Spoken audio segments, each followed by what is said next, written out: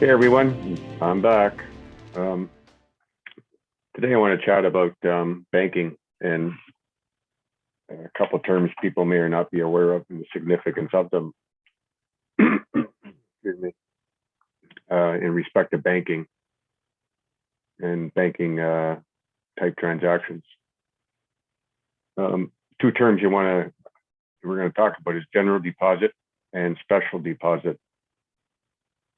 And I want to start by saying this, that all charges, see, people think that there's credit in their account, and that when you charge the account, you draw down on that credit. That is not so. It's actually the opposite.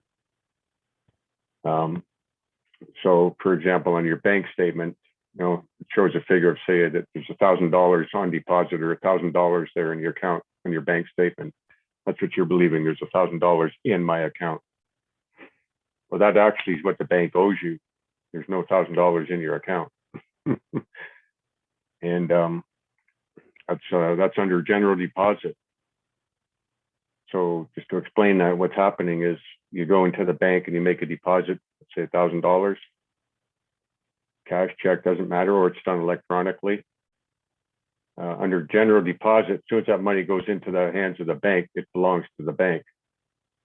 And that establishes right then and there, that's when the creditor-debtor relationship comes into being with the bank. That transaction there is a creditor-debtor relationship, and kind of relationships we actually want to stay away from. It's a different set of rules. So you go into your bank, you can go to your bank tomorrow and with your bank statement, just go in and ask them, well, how much money do I have in my account? And they will tell you how much money is in your account. Then you can clarify with them. So that's in my account, right? That says $5,000 or $452 or whatever it is. That's in my account. They will say, yes, that's in your account, but it's not in your account. I guarantee it. And that's why they actually have deposit insurance. It's covering the bank's butt for its theft of your deposit, but actually of your funds, but you don't know, you're not aware of the terms general deposit and special deposit and the significance of them. Under special deposit, the depositor retains, the title remains with the depositor. Under general deposit, title to the funds goes to the bank. It's bank money. And so now you get an idea how their towers get so big. They're using our money as if it's their money. So your bank statement shows X number of dollars. That's you believe it's a credit in the account, but it's not. It's actually what the bank owes you. So there's nothing in the account. It's what the bank owes to your account. That's what that statement's saying. So when you write a check, let's say against that account, what's going to happen here is when you're the payor, or you're signing as the payor on the check or the payer on the check, and when the check gets back to your bank, your bank, it's going to hit that account, and as soon as it hits that account, it's going to charge that account. That has to happen first, no matter what's going on here. And as soon as it does that, it debits the account. And then shortly thereafter, okay, so it's your account. So let's say the check is for $1,000. So the account now is gone. You've charged the account $1,000. So, and there's nothing in the account. So it's gone into the negative $1,000. That's what's happening here. And under general deposit. And so shortly after your check hits your account, and it goes down into that minus 1,000, that's when the bank steps in and says, well, we owe you 2,000. So here's 1,000 of that to cover that debit. And that's what credits the account. It's what the bank owes you. Like I said, they take title to the funds. So that creates a creditor-debtor relationship. It's a demand loan to the bank. Your deposits with the bank are actually demand loan to the bank. And again, that creates a creditor-debtor relationship. And to some people, that sounds really good, but no, you don't want to be on that one. You want to be in the trust aspect of it. Think about general deposits. If I've read some, quite a bit of case history on it and other documents about it, to wrap my head around it and get good at it. And it's in the Canada Deposit Insurance Corporation Act where the term deposit is defined. And that's from the Bank Act. The Bank Act says with respect to the term deposit, go to the schedule in the Canada Deposit Insurance Corporation Act, and it's in there where they define what the deposit is. And they're definitely telling you in there it's creating a liability on the bank, your deposits. So therefore, bank owes you. So they're taking title under general deposit, claiming that money is their own. There was a time, and I'm not saying you can do this today or not, with the special deposit, because things have changed somewhat since they took the substance out of the system, the gold to silver, as far as being a consideration go. That's the other thing, when you understand what's going on here with the accounting and the banking. Remember, this is a double bookkeeping entry system. So when you see it goes down to that minus and all that sort of stuff too, I just lost my train of thought there. Oh yeah, so this is where the acceptance for value comes in. What acceptance for value actually means, what's transpiring there. When you do an acceptance, that turns that instrument into a security. Your signature on it, it's a credit, goes back to the account to bring it back up to zero. That's what's happening here. So people get this idea they're going in to pay something. No, it's you got it wrong. You're thinking you gotta, like you say, have a look at the double bookkeeping entry system, and that's how it's all concealed in there. The fraud, basically, or deception, whatever you want to call it. It is what it is. So it used to be anyhow under special deposit, there used to be a special deposit was a normal thing. And that's basically a trust account with the bank. And that is to say, for example, you walk in the bank and you give the bank $1,000 bill. Today, deposit it, $1,000 bill into a special, like it's a special deposit now. So it's got the serial number 654321 on it. You deposit that, and you go back, you leave, and you come back 10 years later and you want to withdraw that $1,000. You will get that $1,000 bill, serial number 654321. So that's special deposit. No matter, regardless of what it is, special or general deposits. Just basically that's the two terms. And so special deposit, the depositor retains the title to the property, to the funds. And so there's quite a few cases on it. And I read one case where the bank wanted to put a lien on the funds, and the court says, well, there's no need for the bank to do that. It already has title to the funds. Bank manager was not aware of that.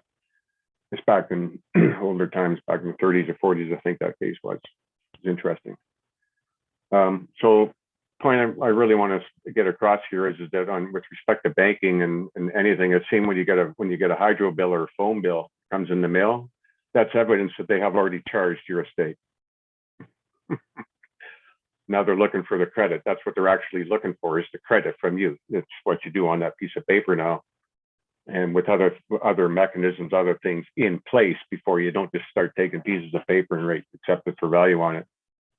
And that's why we stress understanding here. And part of our information is very good information you should read if you haven't. It's by Byron Beers. What does acceptance for value mean? Very good. And that might open your eyes. And I would say well, with my understanding, reclaiming your securities, so on and so forth, in conjunction with what Byron shares in the what does acceptance for value mean?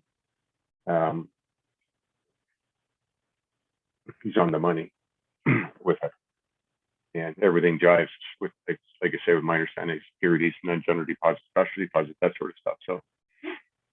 So it's important to understand that there's always a charge. It's always going into the negative first.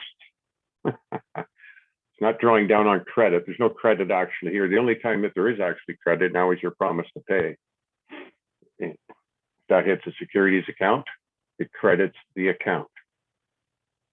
But remember, that's the original issue security. That's different than the stuff that's floating around out there. That's leveraged against securities of some sort somewhere. So that's debt. That's the output of the credit. Credit in, debt out. Which has to come back to source the cancellation. I think that was pretty much it. Anyway, for I guess a little bit on the banking insurance thing. Yeah, you're in the States, it's Federal Deposit Insurance Corporation. In Canada, it's Canada Deposit Insurance Corporation. a lot of information to be gleaned from them too. And I've read the Bank Act, or the parts that need to be read, which is quite extensive, but it's all part of the journey, right? To have been the knowing this from the words anyhow, in the books, in the legislation, so on and so forth. It's good to know how they think. It's kind of like know thine enemy. And so you want to kind of understand your enemy a little bit, sort of communication purposes, and to differentiate the two different worlds, regulated by over here and then the free over here. But most of us are most people over here, not very many free. When I say free, I mean beyond our comprehension, maybe, for a lot of us. So that those I'll just speak of the Canada Deposit Insurance Corporation. So when you make a deposit at a CDIC bank, there's an insurance policy in place in the background, and that's to cover deposits up to $250,000, and but it's not actually protecting the depositor; it's covering the bank. It's the bank's got the insurance policy with the Canada Deposit Insurance Corporation, not the bank customers. The bank, that's the contract there, and there's no agreement. The insurance company starts handing out checks to you. It covers the bank's butt. That's what's going on here, and it's covering the bank's butt because it's the bank that, unknowing to you, is taking title to your property, your funds. Essentially, that's what's happening. Maybe people knew they wouldn't do it, but I'm not suggesting that you can get a special deposit account. I'm not saying you can. I'm not saying you can't. I would say this: if you try to have this conversation with someone at your local branch level, you'd be wasting your time. And I certainly wouldn't go and having any of these conversations about anything we talk about in this video until you have some understanding to back it, but without doubt. Not just because I heard something and it sounded good. Gotta be able to carry it to the end, to the conclusion that you're looking for, or hope to achieve, or set out to achieve.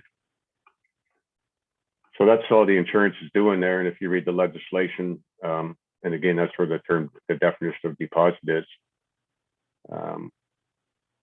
Just good information there. And again, the Byron Beers, I would definitely be reading Byron Beers. What does acceptance for value mean? And keeping in mind that your registration of birth is the surety / estate, John Paul Smith registration number, and then so over here, fair enough. It's you could let's call that the creditor side, but over here, and don't take that literally. And over here with the SIN or the SSN, we've got the debtor trustee side. And so we could cure this, but we have to cure that, because if we don't cure that, then we're still here. Like I say, it's like your creditor and debtor trustee all in the same equation, and around it goes. Maybe that's why people are chasing their tails. Going faster and faster, the velocity of money, right? Trying to keep up. Dog will never catch its tail. That's the thing.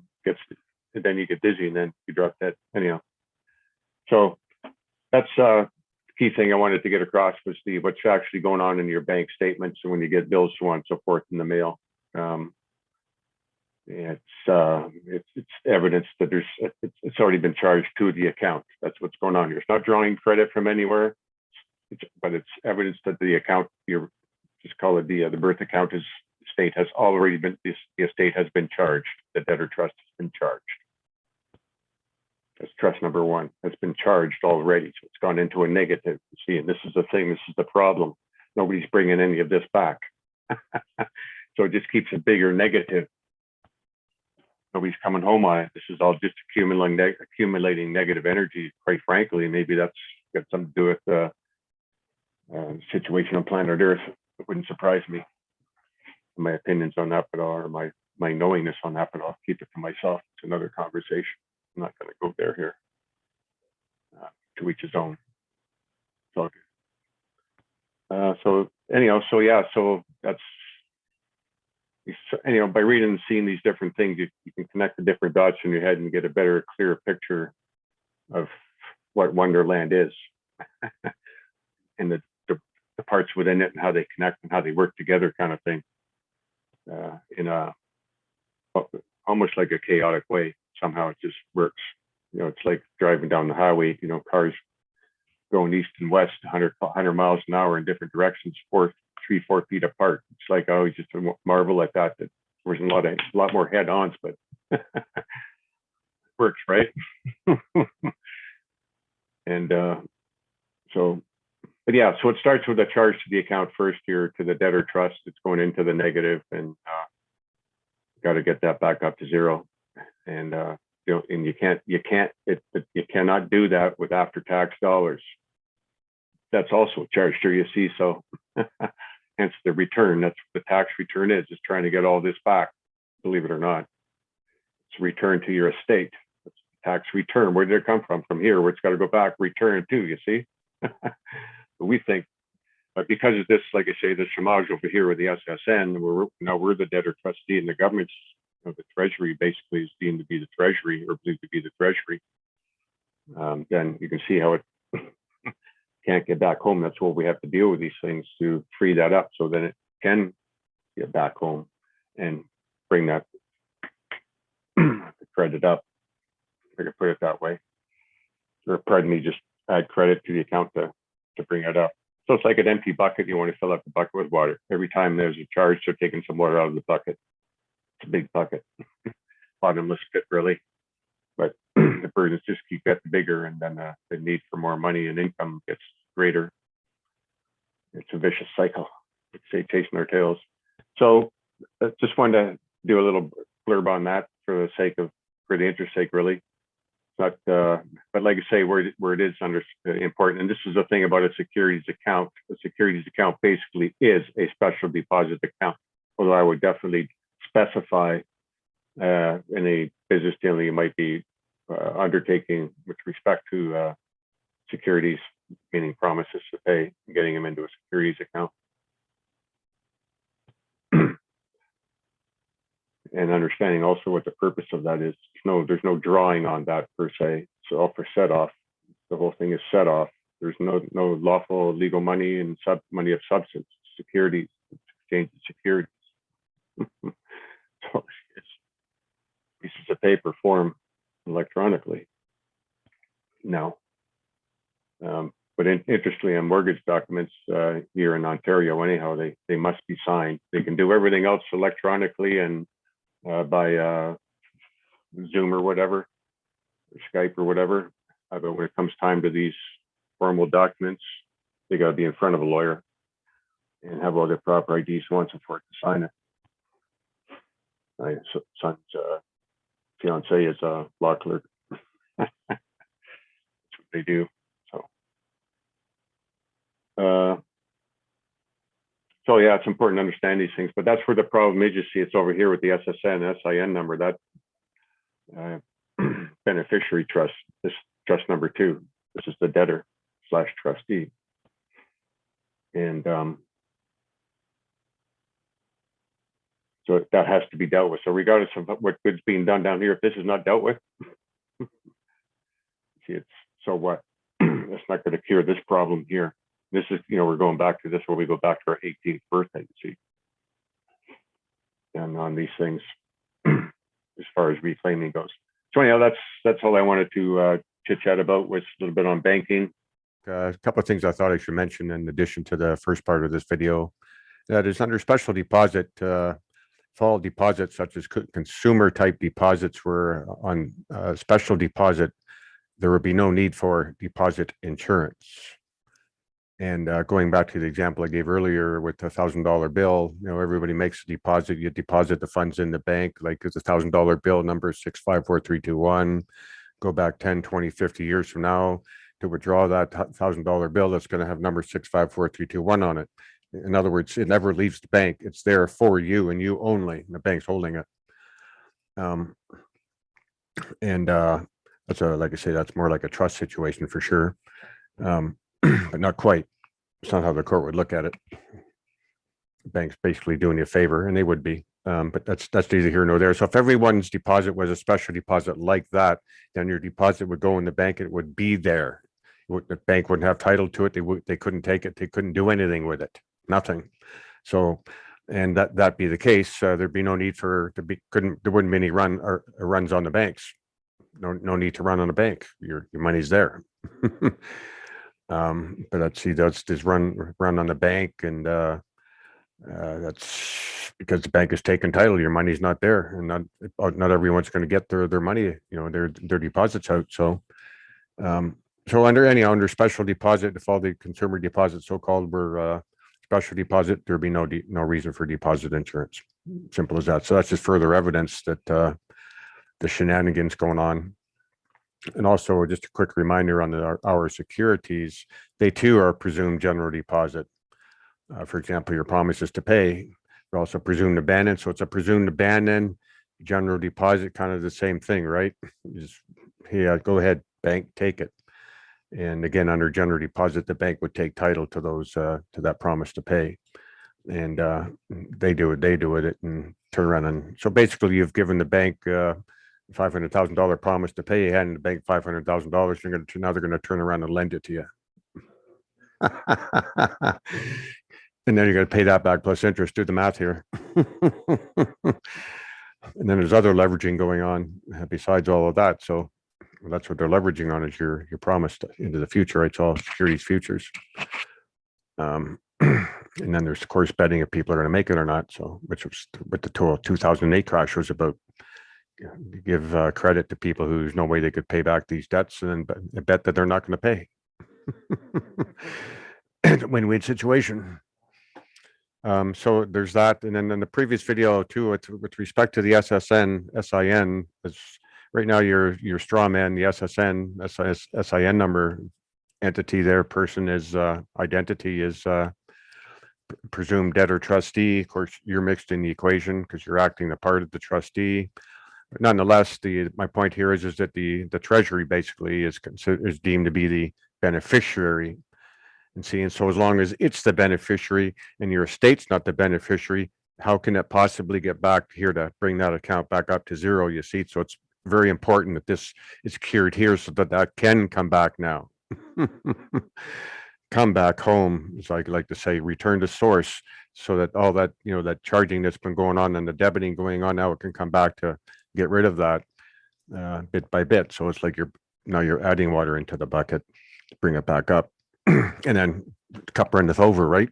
That can actually go to overflowing, go the other way. And then now there's an abundance, you see, so share. Right now, everyone's in the half empty cup mode or half full bucket mode, but it is what it is. I get that, but it's just, it's the accounting and understanding the accounting and what they're doing with the securities. So anyhow, that's about it. That's all I wanted to toss in there, and hope that helps you and your thinking and your whatever. And again, just a word of, I suggest you don't just run with stuff that you heard here and just go out there and start doing this stuff. If you don't have the understanding behind it, like a knowledge base to draw from, a good one, then do some studies before you jump on before you try to swim here.